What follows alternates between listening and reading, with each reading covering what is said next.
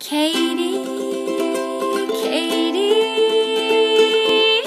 let it out with Katie. Let it out with Katie Dalebout, enthusiast and curator of people and ideas you need to hear. Hello, welcome back to the podcast. You are listening to Let It Out with me. I'm your host, Katie Dalebout. And if you're new to the podcast, welcome. I have really long form, usually a lot longer than today's episode, conversations with people that I find interesting, entertaining, funny, smart, wonderful people. And I have over 200 episodes. So if you like today's episode, go back. Check out the archive. There's so much there, and I say this almost every week, but this is my favorite thing I've ever done. I've gotten to meet so many people through the guests that I've had on and the listeners that I've gotten to meet in person, and I'm just so grateful to have this medium and to be able to share and connect with people. Okay, so this episode is a little bit different. It was a bit shorter. I'm going to have Dr. Fishman back on to talk more about her personal life and get to know her even more. But this week we focused on our largest organ, which is our skin. And she's a dermatologist in New York City. And you'll hear how I connected with her, which is a really funny story. But we recorded this episode less than a week ago in her office in Tribeca, and I don't usually do this. I'm jumping out of order than what is recorded and releasing this episode now when I have many episodes on my computer that I recorded previously, because I'm just honestly excited about it, and I think you are too, because I posted in the listener Facebook group last week that I was having a dermatologist on the podcast. What do you guys want to know? And I got more responses in that post than I've ever gotten in anything I've ever posted in there. So first of all, if you haven't joined the secret Facebook group, feel free to join. It's great. There's a lot of cool people in there. And I just love connecting with everyone. We get to talk about the episodes and whatever we want. Anyway, so I posted in there. There were so many questions. There were so many comments and responses. So I guess you guys want to know about skin and talk about skin as much as I do. I think as women, we think about our bodies and we think about our skin a lot, just as people in general. So you asked about everything from acne to rosacea to aging to picking your skin, which is something that I deal with. And I had so many questions too. I struggled with acne and still do. Knock on wood, my skin is like pretty clear today, although I think I have one of those under the skin painful pimples cooking on my chin. So if you could all send some good vibes that way, that would be great. Hopefully I asked all of the questions that you guys have.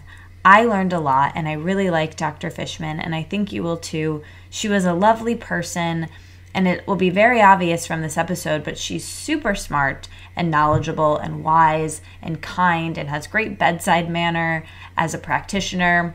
It's a shorter episode. She had to get to a Billy Joel concert with her family, with her son. And since it's shorter, we really specifically talk about skin. But like I said, I want to have her back on the future to ask more questions. But let's get to the episode as quickly as possible. I have a lot of announcements today, but they're all really good ones, so stick around and listen. First up, I have some good news. My good friend and friend of the podcast, two-time podcast guest, Jessica Mernan of the One Part Plant Cookbook and One Part podcast and the Cookbook Deal podcast. Anyway, she's great, and she's launching a brand new website this week, a brand new course, and it's called Know Your Endo.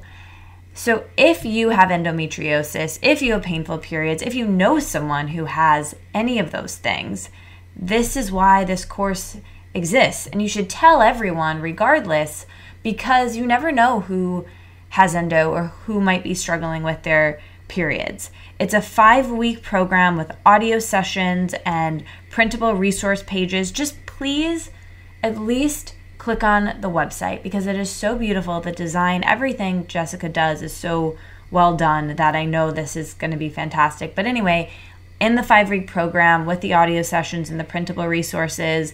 There's also access to a private community page, weekly live Q&A videos with Jessica. There's wellness expert interviews, bonus recipes, and endo-friendly brand discounts. It's really great, and I'm so proud of her. I know how hard she worked on this, and I know how knowledgeable she is in this subject. So get the early bird pricing, which is happening now. The course is out right now, and you can only get that early bird pricing from January 22nd to January 28th, and it's only $150. And the program will regularly be $199. So you might as well sign up early and tell all of your friends. This is a way that you can support the podcast, my podcast as well, by clicking on the link in the show notes to let her know that I sent you. So thank you, Jessica, for creating this. I love you, and I'm so proud of you. Speaking of our vaginas and speaking of other courses, another course that is about to be launching right now is Vaginal Kung-Fu. And that is a course from friend of the podcast, Kim Anami. And I'm mentioning it again. I mention it every single year because every single year some of you guys sign up for this course. It's a fan favorite. I did the course. Amanda, the producer of this podcast, did the course.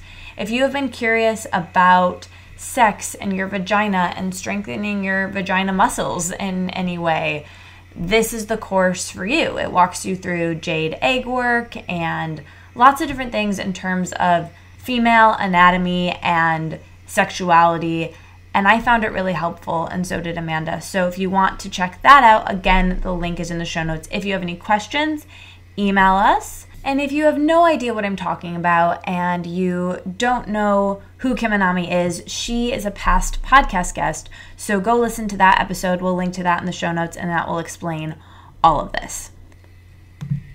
This week's episode is brought to you in part by Cara Vitamins. You know Cara Vitamins if you've been listening for a while, and you probably love them. You know that I love them. And they're a timely sponsor for this week's episode because we do talk about some supplements that can really help your skin, like fish oil and a couple other things. So Cara knows that being healthier is a top New Year's resolution for a lot of people out there, and maybe it's yours, and Cara is there to help you feel your best. Vitamins and supplements can help you feel energized and stay focused as you tackle all of your 2018 goals. And this company, I love them because they make it easy for you to stick to your goals of being healthier by taking the guesswork out of choosing the right vitamins. They make sure your body is getting all the nutrients, and it keeps you able to do the activities that you love. Vitamins can help fill important gaps that your body is missing from your diet or give you that extra boost where you need it. All you do is you go online and you take this fun, short quiz that asks you questions about your diet, your health goals, your lifestyle, and from there, it curates for you a personalized vitamin pack just for you in minutes, and all the recommendations are based on clinical research and traditional medicine with input from doctors and nutritionists. It's great. I love them. Their subscription box is adorable. It includes monthly supplements for you individually, wrapped in packets with your name on them. They're personalized, which I love, and they're easy to grab on the go. They're great for travel, and you can customize your subscription at any time. And they even offer vegan and vegetarian supplements. I love them. It's like having a one-on-one nutritionist without ever having to leave your house. Go to takecareof.com and enter the code Katie at checkout for 50% off of your first order. That's half off your first order by entering the code Katie, that's my name, Katie at checkout for 50% off your order. Takecareof.com. I love you. Hopefully you guys will love them too. Use the code Katie at checkout. Luckily, this week's episode is also brought to you in part by Splendid Spoon, friend of the podcast, And my real life friend, we actually hung out last week. We got tea together at the Wing. Her name is Nicole, and she is the founder of this company. Hear all about how it started and her story. We were roommates at Wanderlust. I love her, and I'm so excited that her company is a sponsor of my podcast. Splendid Spoon, if you don't know what they are and you want to know a lot more, go listen to the episode. If you want to know a little bit more, I'm going to tell you right now. They deliver wholesome, good-for-you soups and smoothies and nourishing plant-based bowls directly to you each week. You choose a plan and meals based on your needs, and they combine the power of plants and the power of science of slow cooking and nutrient bioavailability into a formula that easily fits into your daily life. It allows you to embrace home-cooked meals while having the time to balance doing all the things that you need to do and you love doing in your busy life. Each plan is totally customizable to fit into your dietary and lifestyle needs, and you can also get a weekly meditation and intention and Splendid Spoon wellness tips and life hacks from their amazing team. I actually know Hannah and so many amazing people on their team. I love this company so much. I want to hang out with them, and I do on the regular. They also provide mindfulness training and have so many great other aspects to their business than just their splendid soups. But let me tell you, their soups are quite splendid, you guys. I eat them all the time. My roommate eats them. We keep them in the fridge and the freezer at all times. And it's just great to have in your freezer, you know, especially this time of year. You come home, you don't really want to cook, but you're freezing, so you want something warm. What better than soup? Check out Splendid Spoon. I love them. You can get $20 off your first order, $20, or off any of the plans by going to splendid.to/letitout20. That's splendid.to/letitout20.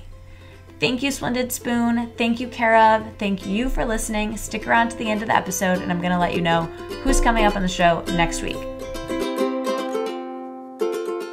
Thank you so much for doing this, and I've had so many experts on. I've had therapists and experts in so many different fields, but I've never had a dermatologist or someone to speak on skin, and so I discovered your work online, like I mentioned to you, and I was so blown away by the intense body of work that you have and your informative videos from everything from pregnancy skin problems to how to deal with a very large zit, which I think is how I found you, how to prevent blackheads, and I just went down this wormhole of your work, and this is what I was most excited to tell you. So I have this secret Facebook group of the people who listen to the podcast. They're all in a Facebook group. And a lot of times I'll be like, oh, I'm having this person on or whoever. Yeah. And I was like, I'm having an expert on skin. What do you guys want to know? Yeah. And I got more responses this week for that thread than any other thing I've ever had on. Yeah. So it's I'm not surprised. Everyone wants to talk about skin, including me. Yes. So I'm excited. Great. Thank you for doing this. Sure. Okay, so like I said, you are super knowledgeable and from what I can tell, super passionate about skin. So I first want to know, how did you get into skin, and did you always know you wanted to be a dermatologist? Where are you from? Tell me everything. Right. I have kind of a circuitous path to dermatology. I actually went to med school thinking I was going to do OBGYN because in college I translated an OBGYN clinic. And I went to med school and I realized I did not want to do OBGYN, and so then I actually applied for internal medicine, and I was pretty interested in palliative care in cancer patients, but I realized I hated being in the hospital, and I just like looking at people, meaning I don't like looking at a screen of numbers and trying to figure out what's wrong with you. I'm a very visual person. Like I'll be able to tell you in 10 years that you had pink hair and a gray sweater. That's just how I'm made.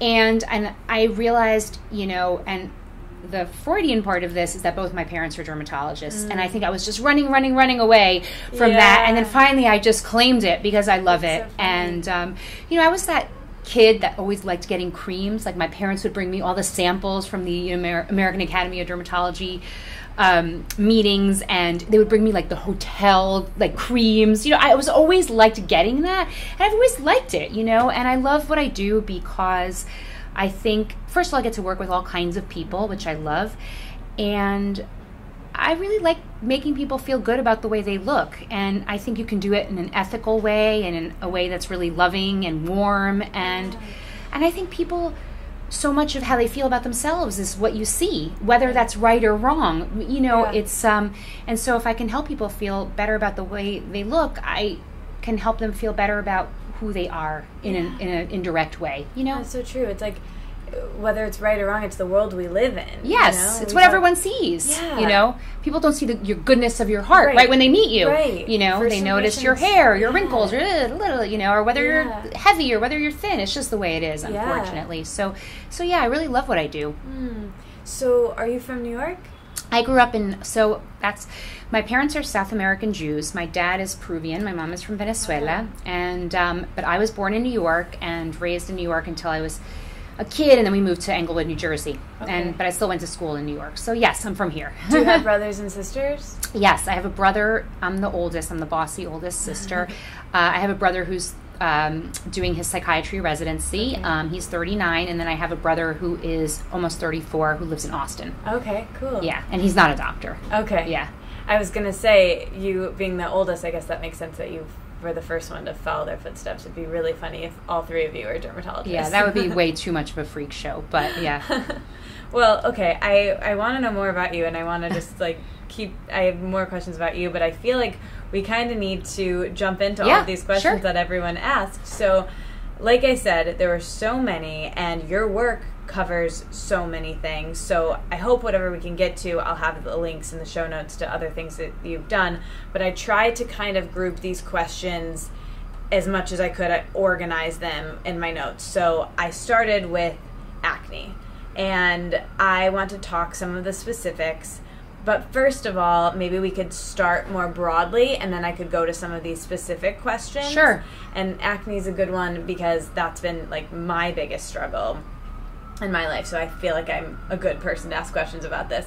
So maybe let's start with, you know, why do so many of us deal with acne outside of just our teenage years? So I think it's a mistake to think of acne as a teenage problem. I mean, it's really not. It's, you know, I have so many women in their 20s, 30s, 40s, and 50s that have acne. Men too, but especially, you know, women come to dermatologists more, of course. And the thing about acne that's so hard for people is they want to say, what can I do to stop acne? And there's so many factors that go into it. First of all, genetics is probably the most important factor. And, you know, genes are your friend, and sometimes they're not your friend. Then it's hormones. And a lot of people are like, but my hormones are normal. My OBGYN tested them, and they were normal. It's not just the level of hormones. It's sort of how receptive your skin is to the hormones. So I always tell my patients, you know, that have hormonal acne, if there were 10 testosterone particles floating around in the air, your skin would take 8 and mine would only take 2, and that's why you have hormonal acne and I don't. So it's sort of the sensitivity of our skin to testosterone.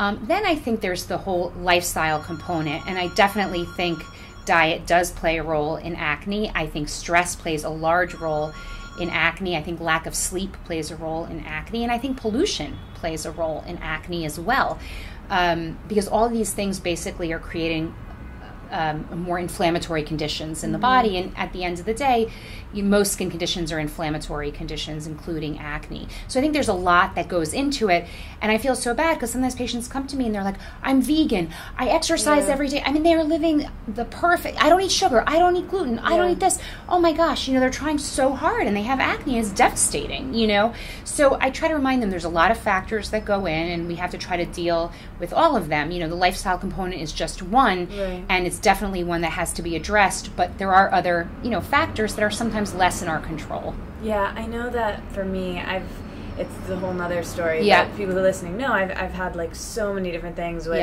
wellness, getting too into wellness to the point where it was an eating disorder and being so rigid about food and all of these things.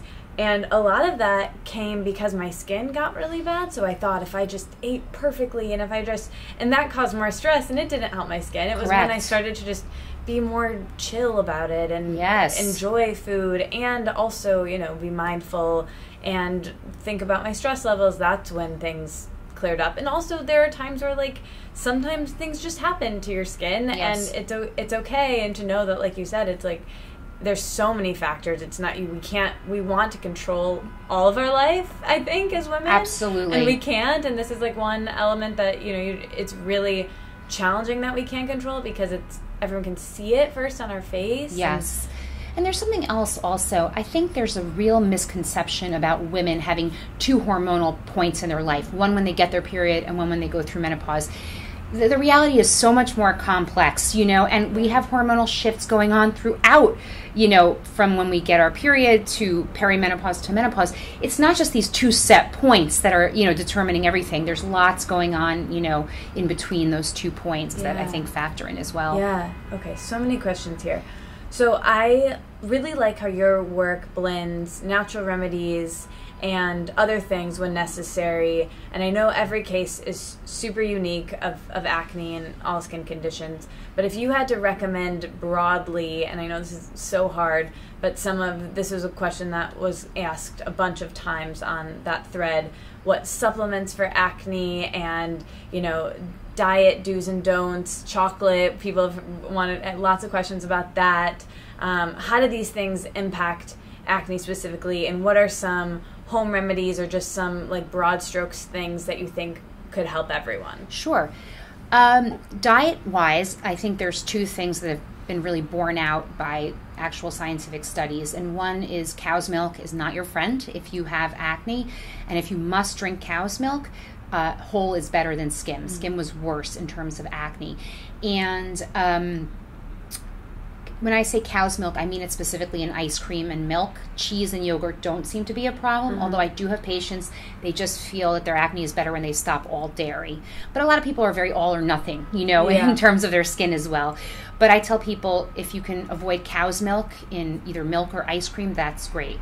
The other thing that has been borne out is a high glycemic index diet is bad for acne. So you want to eat a low glycemic index diet.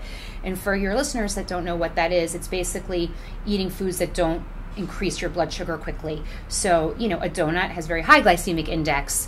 A piece of broccoli has like no glycemic index. And the reason is when you eat a lot of sugar that's processed, especially that raises your blood sugar quickly, it has a whole cascade in the body that increases inflammation and increases testosterone, via other mechanisms to your skin. So I would say diet, get rid of cow's milk if you can, and just less sugar. Candy is no good, donuts are no good, soda's no good, anything that raises your blood sugar quickly. Now that being said, I love ice cream. I don't not eat ice cream. Just be aware of it, and it shouldn't be an everyday habit, if you have acne. I think in terms of supplements, it does differ from person to person, especially if I think there's a hormonal component versus not. But I make an acne supplement, and what's in it is vitamin A, which is like natural Accutane. It has zinc, which is very good for acne. It has niacinamide, which is vitamin B3, which is very good for acne. And it has selenium, which is a mineral that people have been found to be deficient in that have acne. And so basically, these are all kind of anti-inflammatories.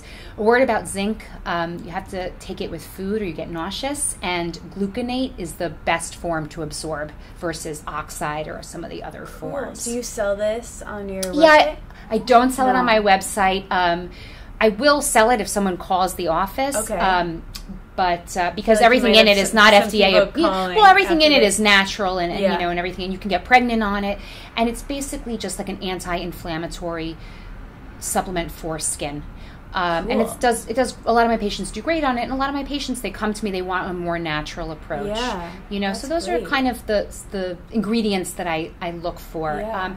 I always tell people, try to be the least inflamed person you can be. Again, I'm really into sleep and quality sleep. And I don't put people on really restrictive diets because I think then they get it becomes another source of anxiety, like you said before. Yeah. Oh, I love that. So if someone listening doesn't live in New York and wants to get the supplement, they can call your office and you guys will ship it? Yeah. Okay. Cool. And it's not crazy expensive because it's a quality control thing for me. About well, this. I hope it helps people. Yeah. It does. No, this is great. I feel like with acne. So here's my story with acne. I got it really bad when I was a teenager in high school, went to a dermatologist, and I had a terrible experience at a dermatologist. It was this man who was not very nice and almost like put me down because of my skin. It was terrible, and I came out crying. Yeah, horrible. Horrible. And just was like Accutane, and I was scared of that and didn't want to do it. And then we went to this other dermatologist. My mom was like, okay, that man was creepy and weird. It took me to another dermatologist who was lovely and knew her stuff. It was a woman. Yeah. And she was like, okay, let's do a couple other things. But if it doesn't clear up, you can always try Accutane. It'll be there, but let's do a couple other things. And she came up with a cocktail of topicals. And I think she did put me on some sort of medication, but it ended up clearing up and it was fine. And then it kind of came back when I was older and I was able to hear kind of more naturally. But one thing that I've kept using, I use mostly natural skincare products, but I use this product it's a retinoid called Differin. Yes, of course. And now you can get it over the counter, but back when I was in college, or when I was in high school, you couldn't. It was a prescription. Right. But I buy it over the counter now, and if I use mostly natural stuff, or all natural stuff other than that, but I use that, and it's something that, knock on wood, like makes my skin stay pretty clear. Yeah. Is there any what do you think of that? Are there any long-term effects that are negative of using that? Is Retin-A something that you would recommend to someone like me? Retinoids are kind of the first line of defense against acne, and Differin is one of the retinoids, and it's actually pretty great. I think that it's available over the counter because prescription medicines have become so expensive. Right. So I'm a huge fan of retinoids, and Differin is one that's less irritating, so it's a good one for people who have more sensitive skin. What I would say with all the retinoids is you want to it works, I think, better as an area treatment than a spot treatment, in the areas you're getting acne, and to moisturize on top so you don't get irritated. I personally use tretinoin, which is the active ingredient in Retin-A, for anti-aging. I have for 16 years. So not only are you getting benefits for acne, but you're actually getting anti-aging benefits as well. I love it. I do that exact thing. I use it in areas, and I put moisturizer over it, and I was just like, this is great and it's working for me. I wonder if there's any long-term negative effects, but it sounds like it's great. I really don't think there are any negative effects. I only tell people to not use it during pregnancy. Okay. Cool. All right, so what have we got on here next? So this is a big one, and a big one for me. So along with acne comes with those super hard to get rid of, painful zits that you have a video about this, which like I said, I think this, or maybe a different one, is maybe how I found you. But what do you recommend to get rid of those? What causes them? And then I think you spoke about aspirin being a quick fix to heal a pimple and how that can be helpful. And maybe just walk us through, you get one of those really terrible pimples, what are kind of the things to do to minimize the effects of them and make them go away quickly? Okay, so those are awful to get because they take a very long time to go away and they leave this mark. Ideally, you have a good relationship with the dermatologist, and so I tell my patients, if you have one of these really big cysts, you call the office, come in, we'll inject it with some cortisone, which is anti-inflammatory, and it will help it go down. That really is the best. That is what I do myself if I have a big pimple. Now, sometimes you can't get to a dermatologist, or maybe some of your listeners live far away from any dermatologist. And so you can or they're traveling, exactly. The most important thing is do not pick it, because nothing is coming out and you're just going to increase the inflammation, and the more inflammation you have, the more likely you're going to scar. I feel like I need to have people hello that say that again. Do not pick. Be clear, because that's the thing that we want to do very much as people. Yes, there's this idea that there's something in there that you have to get out. It's not like that. It's really all inflammation, and the inflammation is very deep. So there's nothing to pop. The inflammation is very, very deep. That's why a cortisone injection is great. You can use a little over-the-counter 1% hydrocortisone, because that's basically at least going to get down the inflammation over-the-counter. Walgreens? Yep. Okay. Cordaid is, one brand. Doesn't matter what you get. The thing with aspirin is, aspirin is salicylic acid, which is in a lot of over-the-counter acne medicines. And so you can always, if you're really in a pinch, you can, crush up an aspirin, mix it with a little water, and just dot it on the pimple. But just be careful, because it can be very irritating to the skin around it. So just try to get it right on the pimple. Another natural spot treatment that I love is Manuka Honey. Manuka Honey comes from New Zealand, and it's really anti-inflammatory and antibacterial. And you just want to make sure that you get one that says UMF or K factor at least 16. That's how they sort of measure the potency of the Manuka honey. But that's another little trick that I really, really like. Warm compresses can help as well. But really the most important thing is to try not to pick it because, again, the more inflammation you cause, the more it's going to be likely to scar and stick around. Yeah, I've learned that the hard way of course. Exactly. And like I said, an injection, it really works really well if you can manage to do it. Yeah. What is the cause of those? Because sometimes my skin will be great, and then all of a sudden, out of nowhere, I get one of those deep under the skin pimples somewhere on my face. Yeah, I think often when it's on like the mandible, like the lower half of the face, it's usually hormonal, and it happens before your period, and that's because there's a spike in progesterone right before your period, and that's what's causing the pimple. And then I think when people are really stressed out, again, stress leads to this whole cascade of things in the body. It increases cortisol, it increases something called insulin-like growth factor. It's complicated, but the bottom line is it's going to end up increasing testosterone, and your skin is going to take up the testosterone and, make one of these big pimples. Yeah.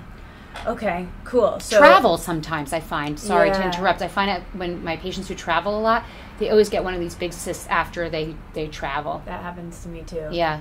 Yeah, okay. So if you, with pimples like that, and I know it's so challenging because you feel them all day. Yes. And even though I find often other people can't see them. Right. Like, I'll be talking about it all the time, and my boyfriend's like, stop talking about it. I don't even see it. Right. But because it's painful. Yes. And you can... Do you have any advice for... This is maybe a silly question, but how to remind yourself, other than knowing the information you know that it doesn't help, reminding yourself to not touch it, to not pick, and... how to, like, get your mind off of it? Like, do you have anything that you tell your Oh, God. patients? I would say go to a yoga class. But that's what I do whenever I'm fixating on something that's not particularly healthy for me. God, it's so, it's just really, really hard. It's just keep telling yourself, okay, I want to do this, but it's not going to help if I do it. And just remember, other people are not noticing it as much as I am noticing it, because it really is often true. Yeah. I wish I had a better, brilliant answer. I wish you had a magic wand. Yes, I really do. Yeah. I wish I could be in all my patients' homes and look in the mirror with them and be like, it's going to be okay. Yeah, it'll go away. Well, I think this is a good question to follow that up with. So let's say you did pick it, or just sometimes when you get the scarring from a pimple that took a long time to go away. And this is something that I'm so excited to personally ask about, because I have these scars or brown spots, and sometimes they can be so stubborn. Like, I have one that I had like a weird scab on my arm. Yeah. And I picked at it, which I shouldn't have done, but I did. And this was like maybe almost a year ago, and I still have this mark, and I'm like, oh my God, I'm gonna be old, and I'm gonna still, it's like a tattoo that I have that I don't want. So what are some ways to get rid of those spots? So, brown spots, some people that have darker complexions tend to get brown spots after pimples, whereas people who have more light skin tend to have red spots after. And the reason I differentiate between them is because we treat them differently. So for brown spots, we have fading creams, and probably the most common is hydroquinone, which you can get over the counter. But it takes like 3 months, even using the hydroquinone every night, to really, so people need to keep that in mind, because they expect miracles in like a week. For red marks, prescription? No, they have 4% is over the is prescription, and 2% is over the counter. And then sunscreen is really important for both the red marks and the brown marks, because the sun will worsen them. For red marks, unfortunately, they're not great creams over the counter that can help reduce redness. We do have one prescription cream called Rofade, which is used for rosacea to help reduce redness, but I give it to patients sometimes that have red marks left over from pimples, because it helps temporarily reduce the redness. And then I do laser on those, and that can be very effective as well. So those are like the pigment, the red pigment versus the brown pigment. Then you have like actual scarring, where people might see pits or little the skin texture is not normal. For that, my favorite treatment to use for that is microneedling. And I happen to use one in the office called the Eclipse Micro Pen, and it's been a game changer for acne scarring for me and for any textural abnormalities. But now you can buy derma rollers on Amazon, and just, you gotta not go crazy, but using a derma roller at home over any textural scars from acne can really help as well, soften up the scars. Basically, you're breaking up the scar tissue, which is the abnormal collagen, and then you can stimulate normal collagen to grow. Cool. Yeah. Very cool. Okay, so something I think related to acne is pores. Yes. And we got a lot of questions on pores. Yes. And blackheads. So maybe let's start with, why do some people have larger pores than others, and some have blackheads and some don't? And are there ways to shrink pores and prevent them from clogging? So pore size is really genetic, but there's a couple things that hold true. Everyone's pores get bigger as they get older, whatever they started with, which sucks. But some people will just naturally have smaller pores. Some will have larger pores. So that's like the first thing, is that you can blame or thank your parents. So that's the first thing. In terms of nothing can shrink the pores, just like you can't change your eye color for permanently. But there are ingredients that can help reduce the way the pores look. And one of them is retinoids, which we already talked about, including Differin, including tretinoin, which is generic Retin-A, including Tazorac, which the generic is Tazarotene. So all the retinoids can help reduce the look of pores and definitely clear blackheads. The other ingredients that are good for that is acids, like alpha hydroxy acids, beta hydroxy acids, polyhydroxy acids. So to give you an example of an alpha hydroxy acid would be glycolic acid, which might be one you see, but there are others. Facial peel? You can do facial peels at home, or facial peels at a dermatologist or a spa, but any acids are going to help reduce the appearance of pores. And if you have very oily, acne-prone skin, salicylic acid is a good choice. If you have very sensitive skin and like you have rosacea and your skin gets very angry easily, mandelic acid, which comes from almonds, is a very good choice. But basically all these groups of acids, and there are many, malic acid comes from apples, there are many, but they all help reduce the appearance of pores and also help kind of get rid of the blackheads as well. I think retinoids are great for preventing the blackheads from coming in the first place. I'm a big retinoids person, as you can see.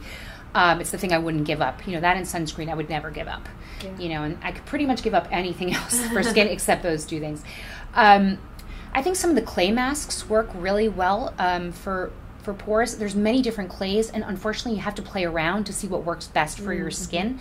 So I had a patient recently, and he's tried like 5 different clays, and his favorite was Moroccan red clay. But it's different for everybody, but I do think clay can sort of temporarily, I don't think there's any long term, but I think temporarily. The other thing, and I know this sounds really crazy, but a lot of people have magnifying mirrors, and I would feel so happy if people threw away their magnifying mirrors, because they are evil. And if I had a magnifying mirror, I would never leave the house. You look at you start obsessing over all these these sort of imperfections that no one really sees. But of course with a magnifying mirror you see. So if I looked at a magnifying mirror, I'd be like, oh my God, my pores are so big, I can't even leave that. I really think women have to start being nicer to themselves. And get rid of the magnifying mirrors. I love that. And because really, you probably don't have as big pores as you think. But my God, if you're looking at the magnifying mirror, it looks like, chasms. Right. Yeah. It's so funny. It reminds me of this episode of Sex and the City where Charlotte is about to move in with one of her husbands. And she's like, I'm going to have to live with a boy, and I'm going to, sometimes I like to pick and look at my skin for hours. And I was like, oh my God, I relate to that. It's such a, alone in your bathroom thing.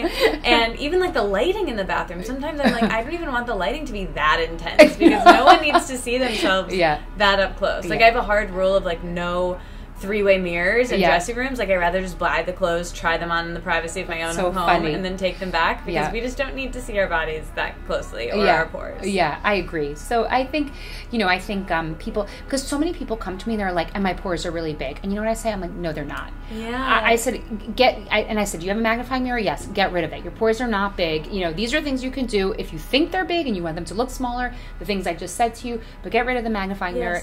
They're not. And sometimes patients are like, I'm so happy you don't think my pores are big. You would tell me, right? I said, of course I would tell you, So, it's so, half the people who ask that question, you don't have big pores. Yes, yeah. I'm going to write back to them today to let them know that. Okay, so I think you have a video on this. This is related to pores.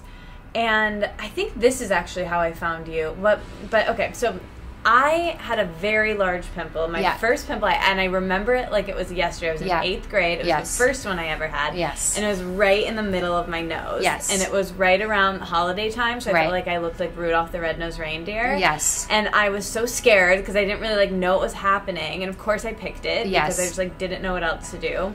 And it left like this really big hole in the middle of my nose, which I still have, and I've been like thinking about my whole life because it's just like a big pore. Yes. And I think I was like on a wormhole on Dr. Google, like trying to figure out what this was once, and I don't know if I wrote down the name, but somebody else asked this exact same question. I'm like, I am your girl. I'm the person to ask that question because I actually know exactly what you're talking about because I had that too. Yeah. And I think theirs was somewhere else on their face, but basically a really big hole still or pore. Yes. And I'm so self-conscious about my nose in general, and then this, and it's like the one thing that like I'm always self-conscious about.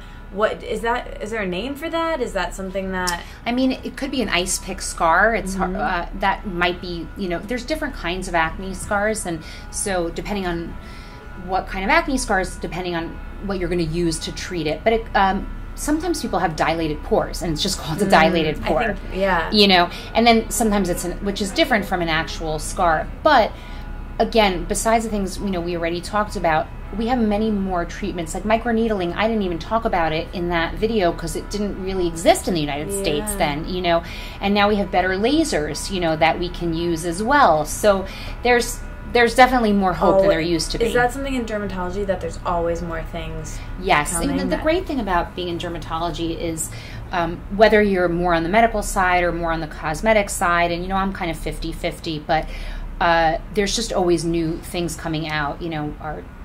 It's just been amazing. I've been in practice now almost 15 years. It's just been an amazing 15 years in terms of what we can do that we didn't used to be able to do, and what we can do more safely than what we even used to be able to do. Cool. One thing about microneedling that I want to mention, because I love it, but what's great about it is you can do it on skin of color, and a lot of lasers you can't do on skin of color, and that's really important because I just read, I think by 2050, over 50% of the United States is going to be not Caucasian. So, as a dermatologist, you have to be very aware of what's safe to use on different skin types. So that's what's nice about And microneedling can be used on any part of the face? Yes. Nose? It's great for the nose. Cool. Yeah. Actually, it makes pores look... It's one of the things patients like about it, is it really makes pores look smaller. Okay, well, I want to talk about getting an appointment after this. So one thing that actually I wrote down in relation to this, because it aggravates this for me, is the sun. If I'm in the sun, it kind of aggravates everything. But and there were so many questions on sun exposure. So kind of the next, I guess we're moving out of acne, and the next thing I got a lot of questions about was aging. So from there, I would love if you could kind of give some tips or your thoughts about aging. We have so many different listeners to this podcast. The majority are in their 20s or around my age, in their late 20s, or in their 30s, but also if we could talk about the, for the 40s and the 50s, kind of things that you think people should think about in terms of aging, and maybe start with sun exposure. Sure. The problem is the sun feels good, but it really is our number one ager, and maybe number two is cigarettes. I often ask people who they want to, are interested in cosmetic treatments, and I say, do you smoke? And if they say yes, I'm like, honestly, you're wasting your money if you're paying me for cosmetic treatments, because your skin is never going to be good if you don't stop smoking. I'm really, very much a believer in not smoking for your health in general, of course, but especially for your skin. So sun exposure is the biggest ager, and tanning beds are also another real disaster because they use very strong UVA, and not only does UVA increase your risk of melanoma, but it is a very big ager. So if I had to say to people that were your age, is don't smoke and don't use tanning beds. I am not crazy. I don't live my life in a cave. I was in Mexico. I'm a little tan. I live my life, I'm not crazy. But, I really do protect myself from the sun. And I think what's great about your generation is that they are paying much more attention to it. So I have many more people coming in pale after vacation because they're so paranoid about aging from the sun, and it's probably a good thing in the long run. So I think it's great that women your age are thinking about it already. What do you recommend specifically, sorry to interrupt you, about the sun exposure though? Because I know for me, like you said, it feels so good. I was in Hawaii for a wedding a couple months ago, and I spent so much time on the beach, and I wore a little bit of sunscreen, but part of me, I have this in my head from when I was a kid, it would always make my acne better, being in the sun. You're right. It does. I'm kind of like, oh, my skin's so great once it's like, and it makes me feel better to have a little bit of color like I do in the summer, because it makes kind of the scarring, my skin's more even, so the scarring, I feel more comfortable without makeup.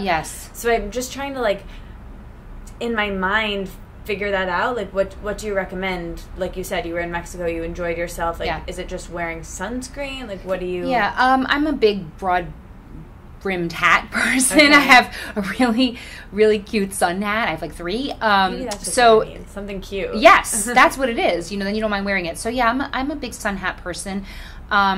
You know, I walk down the beach and I have like a beach cover up on. You know, I just really try to not overdo it. But I go swimming and I don't always wear a rash guard when I go swimming, you know. Again, I try not to be a fanatic about anything. Like with the food. Yeah, you know, I try not to be a fanatic. So I have a few like hard and fast rules. So I always wear sunscreen. I think you got to wear 30 and up. Honestly, above 30, it's very similar. So you're getting... You know, with SPF 30, you're blocking 94% of the UVB rays, and then with 50, you're blocking 97%. The numbers are confusing. And remember, the numbers only refer to UVB, not UVA, and UVA is a big culprit in aging. So that's why you want to get something that says broad spectrum.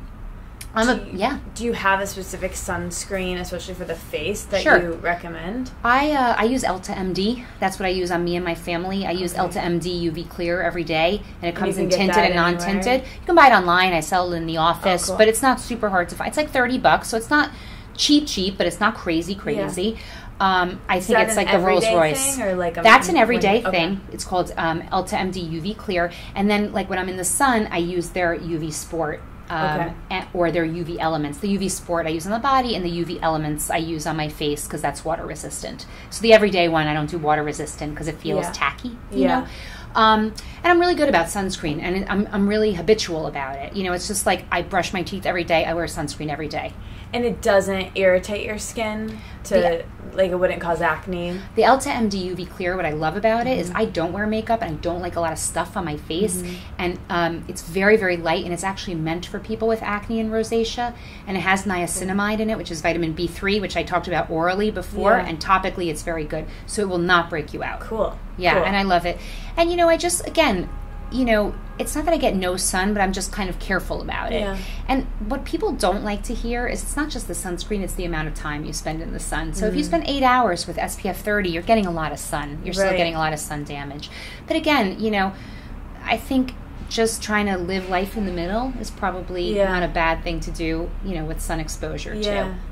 So when we were talking about aging before, sun exposure and sunscreen is a big one. What are some other things other than, you know, not smoking? You know, we're going to keep coming back to this, but the retinoids, again, I think they're pretty much the best anti-aging ingredient we have there. And there's so many papers on it, scientific papers. It's not marketing. It's not, you know, the latest thing. It's not a trend. And people don't write about it because it's not new and exciting, but it is such the foundation of a good anti-aging regimen. And a lot of people can't do the prescription ones. So, you know, there's a lot of over-the-counter retinols now. And Differin. Yeah, well, Differin is over-the-counter. That's a true retinoid. But even if you can't tolerate the Differin, like there's lots of retinols over-the-counter. Neutrogena makes one. Rock makes one. There's natural brands that make one. My Shell makes one, which is a natural brand. So there's, you know, I think if you can't tolerate a retinoid or, you know, your skin's too sensitive, you use a retinol. I think that's important. What's the difference? So retinol is vitamin A. It's the natural form of vitamin A, if you will.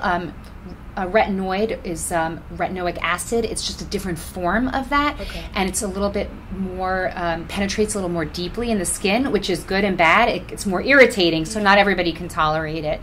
And I have them use a good retinol instead of a retinoid, you know, or Yeah, and then besides the sunscreen, I'm a big believer in antioxidants topically too. So, my regimen is in the morning I wash my face with water, I use an antioxidant, and I put my Elta MD on. And at night I wash my face with a mild cleanser. I use my version of Retin A, and then I moisturize on top. And what antioxidants are doing is they are protecting your cells from damage, from pollution, from any kind of environmental bad thing, let's put it that way, for you, including the sun, by the way. So if you use an antioxidant and you get some sun, you're going to do better than if you didn't put the antioxidant on. And there's lots of antioxidants. Vitamin C is the most commonly seen, but they're not all good quality, so you have to be careful. Green tea is one, white tea is one, pomegranate, acai, frankincense. I mean, we can go on and on. There's a lot of them, but I really, so I think the foundation of a good anti-aging is sunscreen, antioxidants, and a retinol type thing. Do you have an antioxidant that you recommend or sell in the office? Yeah, I the line I use in my office is Neal's Yard Remedies, which is from England, and it's an organic line, and I love the company because it's a very ethical company, and it doesn't have parabens, and they're gluten-free, and they don't test on animals, and it's a great line. And I love the frankincense intense serum. I love frankincense. I think it's a great anti-aging ingredient, and I use a lot of rosehip seed oil as well, which I'm into as well. There's a question about that. Yeah. Cool. She approves. Okay. Another question that we got about aging. Yeah. This was from an older listener, and she was asking about, many questions about skin changing with age and aggregating in different areas of the body in ways that they don't want. What are some things, so other than just the face, what are some things that they can do about that? Do you mean getting loose skin in other parts of the body? I think so. Yeah. She said not seeing muscle tone that's there because the skin is. Yes, this happens a lot to people who've had babies. It's like they lose the weight and they're in good shape, but they have this redundant skin. Redundant skin is really hard to deal with, and I don't think we're up to snuff yet. Just like cellulite, it's like there's the holy grail. There's cellulite and there's that loose skin. There are some skin tightening machines that use ultrasound or radio frequency waves that do help tighten the skin. They're not oh my God, amazing yet. Right. I think we might get there, but they're, skin tightening machines, if it's a fat issue and not a skin looseness issue, there's machines now to get rid of fat. Cool Sculpt is one, Sculpture is one. So we are making, body contouring is a kind of the next big thing, and so they've made a lot of advances in some of these machines, but I will say loose skin is tough. Okay, cool. Good to know there. Before we leave aging and move on to the next little topic, any other aging things that you feel like you missed or you want people to know about in any age group? Patients often say, when should I start doing X? When should I start doing filler? When should I start doing Botox? And I will say this. I'm not a pushy person. Some dermatologists or some people in the cosmetic sphere, patients come to them, and if you make someone feel bad, they do more. And I think it's such a terrible thing, because I want patients to feel good about themselves when they leave my office. I do encourage people who ask me about it to do Botox sooner rather than later. And I have so many patients in your age group that are doing it. And I'm kind of thrilled because Botox is preventative. And filler is not preventative. It's just going to fill what you're missing. But Botox is actually preventative because Botox, what it does is it paralyzes the muscles that are making the wrinkles when you move. They're called dynamic wrinkles. So if you soften the movement, and notice I don't say stop the movement because I don't like a frozen face on anybody, especially a young woman, you can prevent the lines from getting worse. So I would say in some things I feel like young women are going overboard, and in some things I don't think they know that it's good to start earlier rather than later, because especially if you start early, you don't need a lot, and so it costs a lot less than what some people might think. And so I have a lot of patients now between 25 and 30 that are doing Botox, and they're not crazy and they don't want to look crazy. They just want to prevent. It's preventative, and I call it preventative Botox because it just, if you lessen the movement, you'll lessen the lines. I'd never even, Botox was something I would just kind of thought that it was for your mom. Joan Rivers did too much and it was bad, and I never knew that it was. It's like everything. If it's done artfully and judiciously, it's great. I could just be, Botoxed like, dying. myself today. Oh my God. That's amazing. No, it hasn't come in yet. Give me 5 to 7 days. Oh, that's great. Yeah, but well, I guess it's just like dyeing my hair. It's like the hair dye isn't like the best thing for my hair, but also it's fun and it's like not the worst either. And yeah, it's, like, and it makes you fine. It makes me feel good. Right, exactly. Like sometimes patients come and they're like, I got a little sun, and I'm like, you're not smoking crack in an alley. Yeah. Like, get over it. Give yourself a break. You know. Yeah. So live life. What about vitamin D being good for us? It is good for us, and but I think people overestimate how much sun they need to make enough. I mean, basically, if you live in where we live in New York, I think it's something like 15 minutes twice a week on the arms. That's all you need to make enough. So it's not, and tanning beds, by the way, don't increase vitamin D because that's UVA, and that doesn't increase vitamin D. It's UVB that increases it. So you need probably less sun than you think to make enough vitamin D. The darker your skin is, the more sun you need to make enough vitamin D.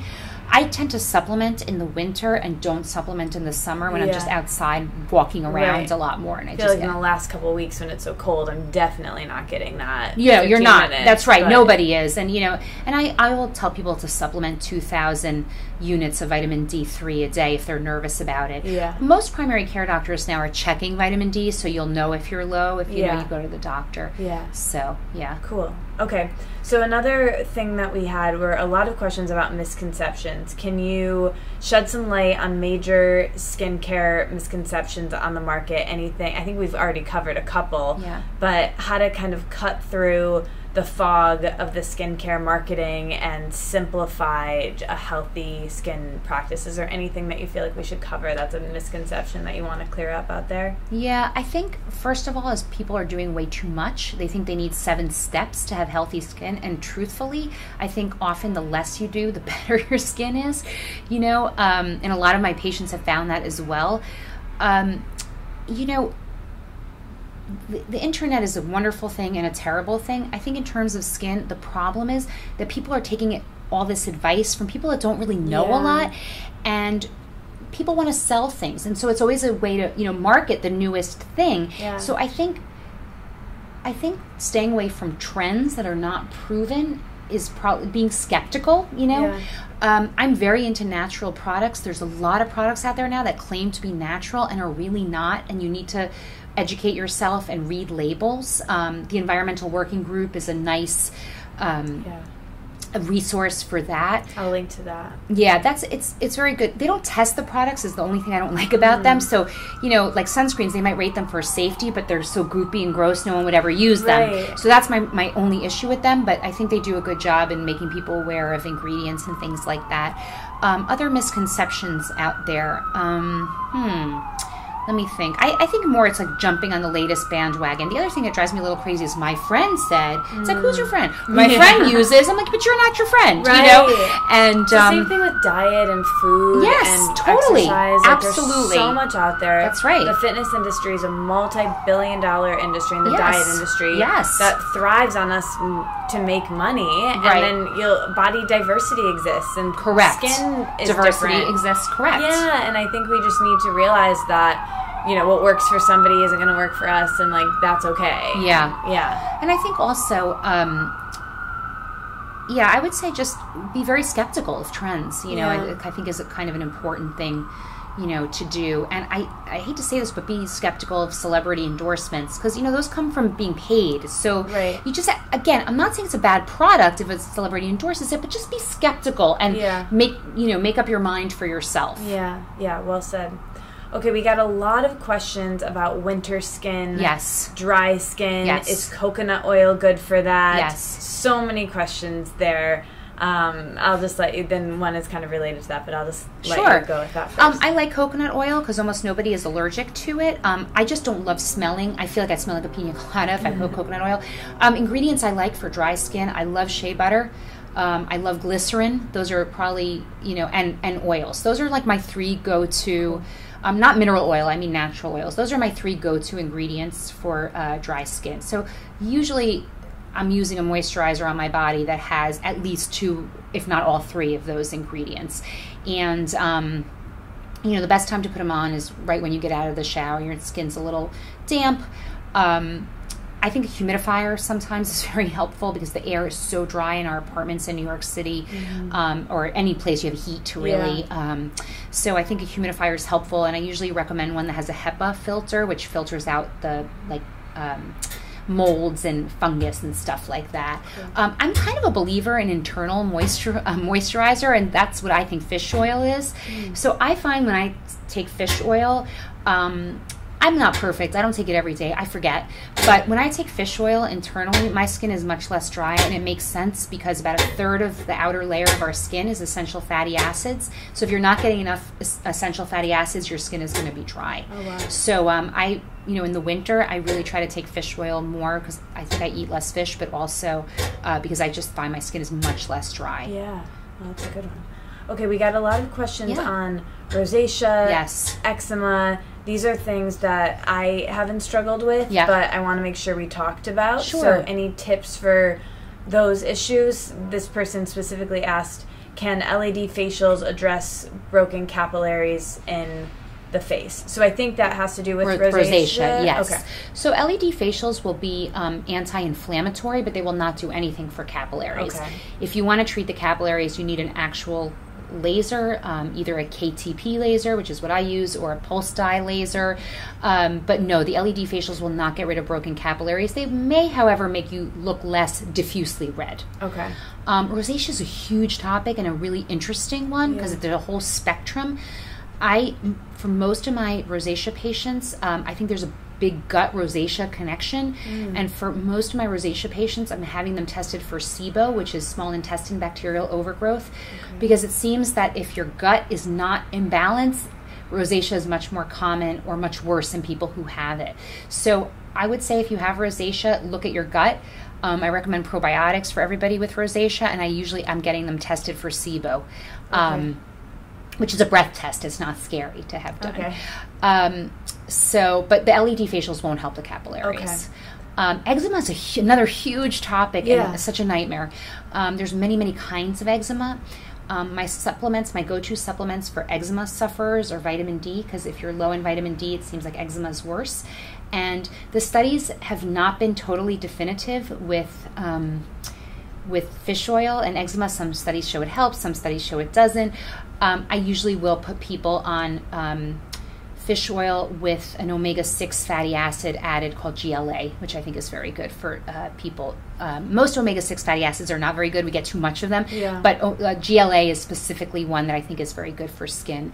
I should mention, for people with eczema, besides doing all the Western medicines, I often refer them to acupuncturists, and same as for acne, for people who don't want to do, I think acupuncture is pretty amazing, and for people who don't want to do, pharmaceutical interventions. But for eczema also, keeping your skin barrier intact is very important, and that's where the fish oil comes in, and also really good moisturizers, with the ingredients that we already discussed. Cool. The best oil for eczema skin, I should mention, and this was actually looked at in studies, is sunflower oil. Oh, okay. And that happens to be an Honest Body oil, which is actually a very nice product.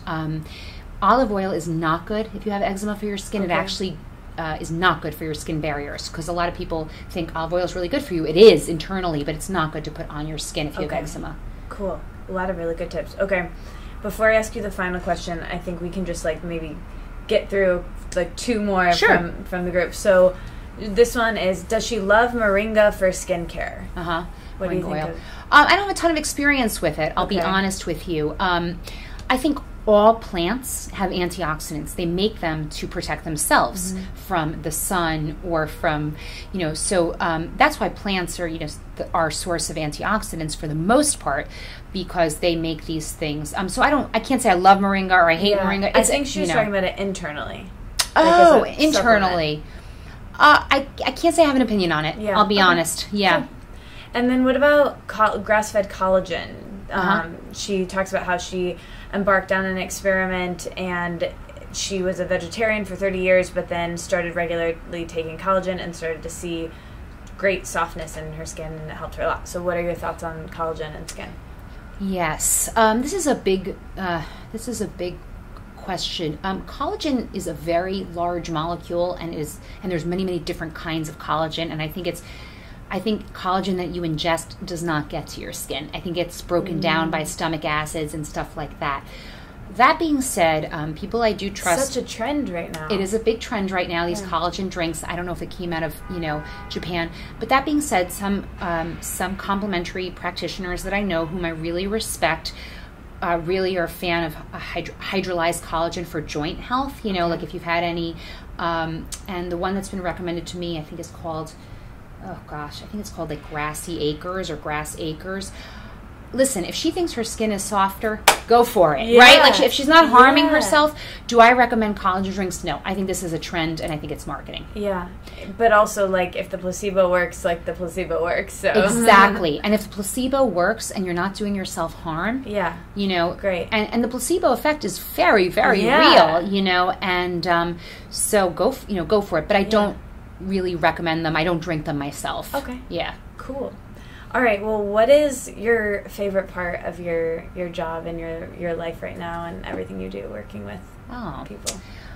Knock wood, I have a good life. I'm married to a really great man, and we've been married 15 years, and I have 12-year-old twins, and I love them. Oh, I didn't realize they were twins. Yes. And I finally feel that I found some balance between work and home and stuff. It's interesting what you said about going to the dermatologist and someone was mean. The joy of my job is my patients, and they make fun of me because I'm very Jewish mothery. I'm like, do you have love in your life? And, I take a lot of pleasure in knowing people for a long time and, seeing them. Some I just see once a year for a skin cancer screening. Some I see more often. Some I see through hard times, some I see through, through good times. And I think it's a real privilege to be a physician and get to, get to be taken into someone's confidence and trusted. And I want people to feel cared for. I think that's the most important job that we do as physicians. And with changes in medicine, it's becoming harder to do because of time pressures. But I really, I think if you leave a doctor and you feel cared for, that's such a great feeling. Me as a patient, I feel it too when I go to somebody really good. And you feel it when it's not that way, like I talked about. It's terrible, and I've been through that also, and it's terrible, and so I really, I really in general love what I do. Sometimes, what saddens me is that I think a lot of decision making is getting taken out of the hands of, doctors, and it's hard for us to do what's best for our patients sometimes because of insurance and costs have gone up so much for patients. That makes me feel bad, but but I really, it's interesting. Even if I've had a bad day, I go home and I feel like I can genuinely say I helped at least one person that day, and that's really important to me. Yeah. And it doesn't have to be important for everybody. It is important to me, and I get that from my work, and I'm very thankful. Yeah. Oh, you can feel that, all of that. Oh, thank you. Well, thank you so much for doing this. I know you have to run to get to some fun things with your family. Yes. So I could ask you a million more questions. We might have to do this again someday. We might have to do it again. This is my first podcast. I'm I'm joining the 2018. Amazing. Yes, cool. So I'm very excited. Well, this was great. And as you know, the name of this podcast is Let It Out. Yes. So when I offer that to you to let it out, is there anything that you want to let out in 2018 that you want people to know about, or that you feel like you missed in everything we shared? Did I wring you dry for all of your wisdom? I think, like I said, women, be nicer to yourselves. Give yourselves a break. Don't aim for perfection. Believe me, I was like that in my 20s, and really, when I just let go, it was much better. My big thing in 2018 is I'm going to try to start a meditation practice, which I think would do me a lot of good because I'm an anxious person. But find something that gives you joy, and don't be scared of feeling joy and pleasure, and don't feel guilty about them. Yes, well said. We talk so much about body image and being okay in the world as a woman and your body, and we've never really discussed it in terms of skin, and so I loved what you shared today about it's really the same things as I'm always talking about with anti-dieting and letting go of all that dogma and just learning to be okay with ourselves and eat intuitively. And it's really the same thing with your skin of like throwing away, I talk about throwing away the scale, and I think throwing away those magnetic mirrors and the harsh lighting and the three-way mirrors is really the same thing. So I think this was a great episode. Well, thank you so much. I really appreciate your thinking of me to have me on. All right, you guys, that was my episode with Dr. Fishman. If you want information about anything you heard in this episode, Amanda and I took copious notes on everything she said. We have links to everything. So go to the show notes. That way you don't have to stop while you're driving. And, well, you've already listened, so hopefully you haven't. Use the show notes. Everything you need is there for you, as well as some info on the things I mentioned at the top of the show. So check out my friend Jessica Renan's course on endometriosis. If you know anyone who struggles with painful periods, or maybe you yourself do, please check out her program. I love her so much, and I'm just so happy to talk about it here. So the link to that's in the show notes. It supports the podcast if you click through my link. Also, if you want more info on Vaginal Kung-Fu, Kim Anami's course, link is in the show notes. And thank you so much to Splendid Spoon. It's my friend Nicole's amazing company. They deliver wholesome, good-for-you soups mostly, but also smoothies and nourishing plant-based bowls that come to you directly each week. You can choose a plan and the meals that work best for you and your dietary and lifestyle needs. They combine the power of plants and the science of slow cooking and nutrient bioavailability into a formula that easily fits into your daily life. I love the Splendid Spoon crew, and they also provide for you a weekly meditation and intention and wellness tips and lifestyle hacks from their crew, who I love, which includes their founder, Nicole. They're just great, you guys. I have them in my refrigerator. I have them in my freezer at all times. I don't feel safe in the world if I don't, because I might come home and be hungry and not know what to do, but I have Splendid Spoon there, and I highly recommend you get some in your freezer ASAP. Go to splendid.to/letitout20. That's splendid.to/letitout20, and this will get you $20 off your first order, or $20 off any of the plans. Also, thank you this week to Cara Vitamins. You know Cara Vitamins because you heard me talk about them at the beginning, but honestly, I love them. If being healthier is one of your top resolutions this year, 2018 is upon us. We are well into it. It is halfway through January, so if you want to feel on top of your goal, to feel energized and stay focused and tackle all of your goals outside of wellness in 2018, maybe Care of is just the solution for you. It makes it easy to stick with your goals by being healthier, and having to figure out what to take can be a lot. But Care of takes the guesswork out of choosing the right supplements and vitamins for you. They make sure your body is getting all the nutrients it needs to keep you doing the activities that you love. Vitamins can fill important gaps in your body that it might be missing in your diet or your lifestyle, and give you that extra boost where you need it. All you do is you go to their website, takecareof.com, you take a quick quiz that asks you questions about your health goals, your lifestyle, and from there, it curates recommendations for you that are based on clinical research, traditional medicine, with input from doctors and nutritionists. I love them. They even offer vegan and vegetarian capsules and options. It's like having a one-on-one with a nutritionist without ever having to leave your house. Okay, here's what you do. You go to takecareof.com and you enter the code Katie at checkout after you take your quiz, and that gets you 50% off of your order. 50% off your order, guys. That's half off. Takecareof.com. Enter the code Katie, Katie. Okay, we did it. We did the sponsors. I love them. I'm so grateful for them. And now I get to tell you who's coming up on the show next week. Here's the thing, guys. I was going to tell you someone, but honestly, I'm not quite sure who it's going to shake out to be. So I'm going to just tease to you a couple people who are coming up on the podcast. I have my friend Deanie, who is a writer and one of the coolest people that I know. She wrote this beautiful column for the New York Times Modern Love column, and I had such a great conversation with her earlier in the year. I had a great conversation with Danielle and Whitney, the founders of Sakara Life.